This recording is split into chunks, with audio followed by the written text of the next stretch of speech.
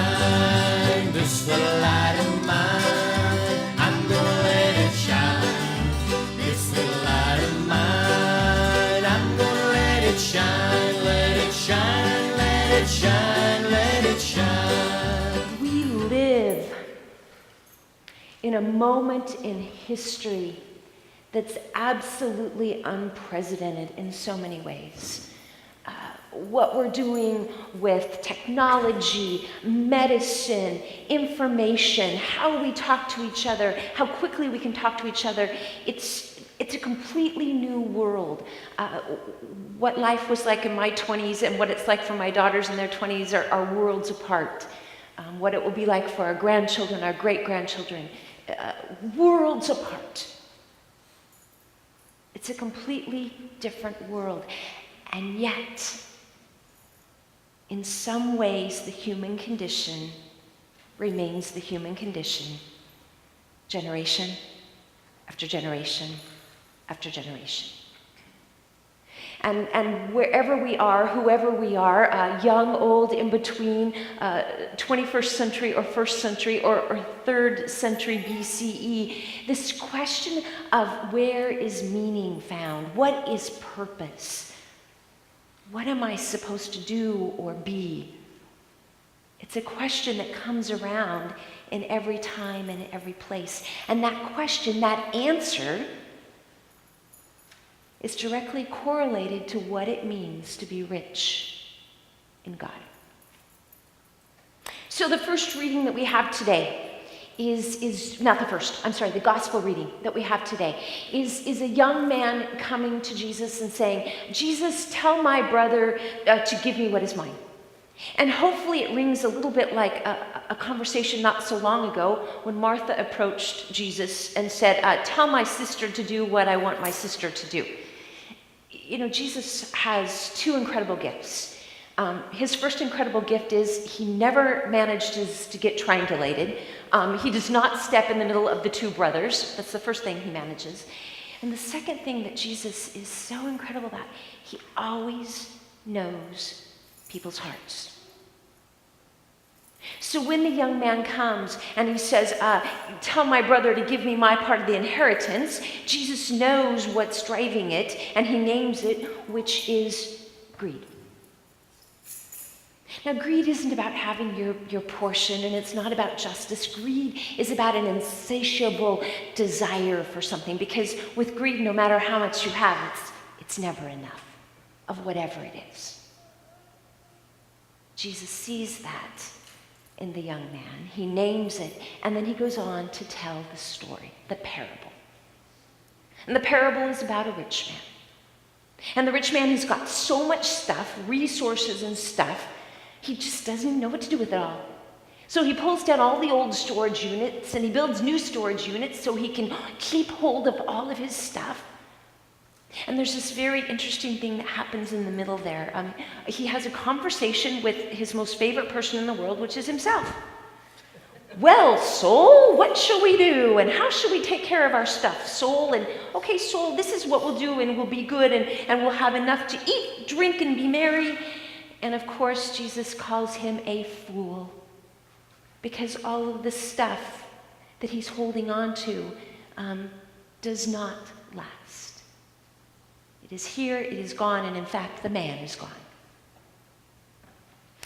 3rd century BCE, that's when that book of Ecclesiastes was written. It's a fabulous book, one of my favorite Old Testament books. Sometimes the writer is called a teacher. That's the translation we had today. Sometimes he's called the preacher. The reality is he is a wise old man. Maybe King Solomon, maybe. It doesn't really matter. What matters is it's someone who's been around for a long time. He's been around the block and around the block and around the block. And as he has lived, he has been looking for meaning and purpose everywhere. He's looked for meaning and purpose in abundance and possessions and things. He's looked for it in power and control. He's looked for it in personal accomplishment, in a pleasure in luxury. And no matter where he looks, he comes back to it's vanity, vanity, chasing after the wind. This word vanity, it is meaningless. It is meaningless. It is chasing after the wind. So, pursuing 3rd century BCE, pursuing 1st century Palestine, pursuing 21st century, we live in a culture that tells us, preaches to us, convinces us that the more we consume, the more satisfied we will be. We live in a culture that tells us possessions equal happiness. And if we're not happy, then clearly we don't have enough possessions, or we don't have the right possessions, or the newest or the youngest model, whatever that might look like. We live in a world that tells us that worldly goods are equivalent to the good life. 3rd century BCE, the preacher knows it's a lie. And Jesus calls it a lie. And the reality is we know it's a lie too. We live in the most wealthy nation in the world. And yet, whenever they do world surveys, we report in as being the 10 least happy people in the world. We are the richest nation, and yet, when we do surveys, we weigh in the bottom 10% of happiness. Not only is there not a correlation between wealth and happiness, perhaps there is a correlation just the opposite. Which brings us back to the question, where do we find meaning, and how can we be rich toward God? And it's this point that I am inviting the Mission Trip kids and adults up, and they're going to talk about purpose, especially around community and serving and relationships. So come on up, guys. They're coming up. They know who they are. They're still awake. So these 7 folks went to Shoshone Mountain Retreat in northern Idaho, near Montana. They went in June. And the way we're going to do this conversation today is there are 5 quick answers. So you're going to have to look quick because they're going to flash the cards at you, and then 3 long answers. So the first short answer is, what are your names? There they are. There are the quick answers. Okay. What grade are you going into this coming year? We've got seniors, and we've got a 9th grader, and we've got 3rd. I do want to articulate, she is an educator. She is not on the slow plan. And pre-K, I won't even try to figure out where to go with that. Excellent. Okay, folks, how many trips have you been on in terms of youth trips, service, mission trips, the gathering? How many have each of you done? My first one in 4, and we're all over the place. Very nice, very nice. This one may be harder for folks to read. How did you serve this time? What did you do? Stacked wood, fixed stairs, weeded, painted, weeded, cleared trails, cleaned a public staircase with 1,000 stairs. I know how much Sarah likes stairs. We did some more cleaning and weeding, and we moved firewood and built steps and rode a horse and worked at homes, rock steps at camp. Thank you. Thank you, thank you. Okay, last fast answer. 1 to 10, 1 being worst thing ever, 10 being fabulous. How would you rank this mission trip? Holy smokers. So we got 10s, and we got a 3, and we got 9s. And I think everybody's going to need to chat with Sarah today to learn about that 3. I don't know if we're going to hear about it or not. Okay. I got long answers or long questions for you now. And there are three of them. Amy, you have the microphone, so we'll start with you. You and Amy Miller are going to answer the question, what did you learn on this trip?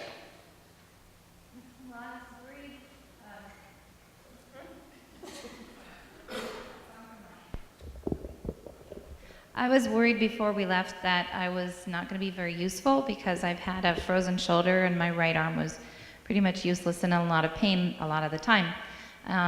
But I was able to drive us all the way there, keeping my arm down low. And when I got there, I found that, God can use you anyway. I used my left arm. And I made a good friend there who's a lady from Tacoma. And she was a little poorly too while she was there. The heat was really hot, was bad, and she has asthma and she has other, weight and other things that were troubling her, but she still came, with this group, and she went to work and she got done what she could too. So I just saw how God uses you no matter how gimpy you might be at the moment. He figures out a way. There's still a plan. I love that. I love that. Amy? 2 working hands, and I wasn't as useful. Amy, what was your learning experience? I'd like to introduce my bear really quick. His name is Mr. Hyde, and he's a souvenir from the trip. It's pretty cool. And I learned kind of how God can bring people together, because I don't like to talk to people. I'm not I don't know what I am, but I don't like people. But if you find like a common thing that you have in common, then you can open up a whole nother world. In this case, it was religion, and just some of the services they did just kind of showed all these people who I was, and I ended up making a really good friend who we've been contacting a lot. So, yeah. So 2 huge learnings. God can and will use us, and then God shows up and creates gifts and space that we don't even know we have. Yes? Okay. The next question is, why do you think that God had you there? And the microphone can either go out to Keith, and we'll move, okay? Keith, why do you think God had you? Because every trip needs comic relief. Perfect. Comic relief. Excellent. And actually, this is our 3rd trip. Most of us have been together. The first one, when I first started, Destiny, Natalie, and Sarah were together, and to me it was all about planning and worrying what's supposed to happen here, what am I supposed to do, all that adulting, being in charge stuff. The second one at Detroit, we all went, and then Aiden went also, but I wasn't part of the group because Amy and I were doing the tech thing for the overall project, so we weren't there for the day-to-day. And this time we were going again, and we added Amy to our clan. And what I found was that mainly I was supposed to just be there. I wasn't in charge of anything because it was run by other people. I just had to do whatever they said. They weren't with me during the project because they split us all up. But, and then the interesting thing that Amy brought up, now, they're all different, and they all have their different personalities and things, and in some ways you think that they're confident and they're talented and they should be doing all this kind of stuff, but somewhere in themselves they have this sort of shyness also, and this introversion. And the first trip, it was all about us getting back together at meal times and kind of clinging to each other. And this time around, it was them getting out of their boxes and having gotten 3, I guess, under their belts. They were more confident, and so I was supposed to just be there I think, to receive their stories of not what they got out of things, and my worry about whether they're being taken care of, but I'm getting the stories of what they did for other people. And I'm very proud to be able to hear that. You know, it's like when they come back and tell the stories, and just to see that growth, it was pretty amazing. Thank you. Sarah, why do you think God had you there? Well, I'm gonna kind of tell a story here, but I wasn't really planning on going.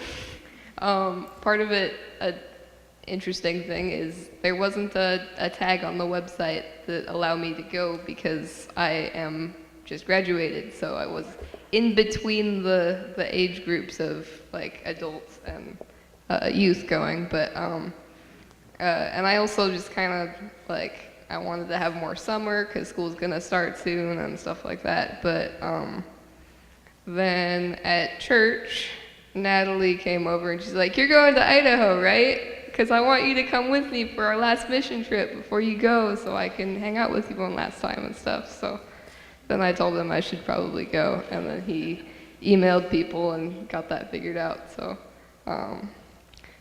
And I'm gonna explain that the three because there was some Pastor Leah looking at me, but I just like I don't have fun at those things so much, but it's good that I go because it's good to help people, and we did help people, so that's all that matters. And Sarah, it's fair to say that a lot of the reason you don't have fun is because you too are a very introverted person. Definitely. And so being out Yep. and being out of your space and with so many people, it's hard work for you, is it not? Yeah. Thank you. Thank you. Natalie, why do you think God had you there? Well, like Amy said, we met a ton of cool people, and I think the reason God had me there is because this has probably been the best mission trip other than Detroit, because you can't top Detroit. That was pretty awesome. It's a good thing, because we would be like really hurt. Yeah, Roger, huh? my dad, yeah. No, I mean, the experience was just really different because I met so many awesome people, and I got to meet all these like different and amazing people from all around the Northwest. And also I think God had me there because this again is my last mission trip with Sarah before she goes off to college. So I think just kind of rebonding with this group and coming back together for another trip this summer was really important, and I think that's why God had me there. So. Now, Destiny, this whole question about why do you think God had you there, you were asking that even before you left, right? Oh, yeah. Why am I going? Why would I do this? But you got an answer. Oh yeah, okay, so at first I had no idea what my purpose was, and it took me until like day 3 to figure it out. But I remember the first day, there was this girl, and she was really, really loud and really out there, and the first day we were talking about how we need to see her as God's child, you know, and like everyone's equal and all that stuff. And so I was like praying like to figure out like, you know, to help me like maybe not judge her so much. And then one day we ended up doing tubing, and that girl happened to be there, and we like connected automatically and stuff. And it was weird because this person that I thought is so annoying and like out there was actually someone I had a lot in common with. And then it turned out that her mother had passed away like the August before, and there was no one she could open up to on the trip. And like she didn't want to go, and she said that I was the only person that she could connect with and like open up with, and I'm the only person she's talked to about her mom since it happened. And it was a lot for her, and I feel like that was my purpose. And so like being like usually in the past mission trips, I feel like I was the one that needed the help, and then I feel like this time it was me helping someone else. And so yeah. Thanks for sharing. Actually, I'm going to have you hand it over to Aiden, because Aiden, you've chosen the last question. Where did you see or experience the face of God? So I saw the face of God and like how everyone connected and helped out to get the job we had to get done, and how it impacted the community there. Just like helping one house would make that house look better, so that was good. Thank you. Thank you. Coming back, Natalie. I saw the face of God definitely in our group, and like Keith was talking about, our first mission trip when we went to Okanagan as a group, it was definitely sticking of like clinging to each other for support. But this one we definitely branched out, and like Destiny said, she was able to help another person. I got to talk to some pretty cool people. I got to help Amy feel really comfortable on her first mission trip. I got to spend time with Sarah, so that's always good. But yeah, I think I just really saw the face of God in this group. And of course our amazing leaders, Keith and Amy. I love going on mission trips with them. So I definitely I love this group, and I'm definitely gonna miss them. And Amy Amano, you had a face of God too. Well, the lady that I met from Tacoma, Annie, I just thought she was sweet and really nice and wonderful. And I guess I didn't realize that sometimes when you go to something and think that you're gonna not connect with people, that there's usually somebody there that needs you as much as you need them, and that I felt cheered by her and found out that it went the other way too. So it's a face of God when you remember that we find other children of God wherever we go. Yeah, community meaning so many different things. Thank you for going. Thank you for coming back and bringing your stories. Thank you very much. Keith, I'm going to ask you to stay. And kids' time, come on up. Way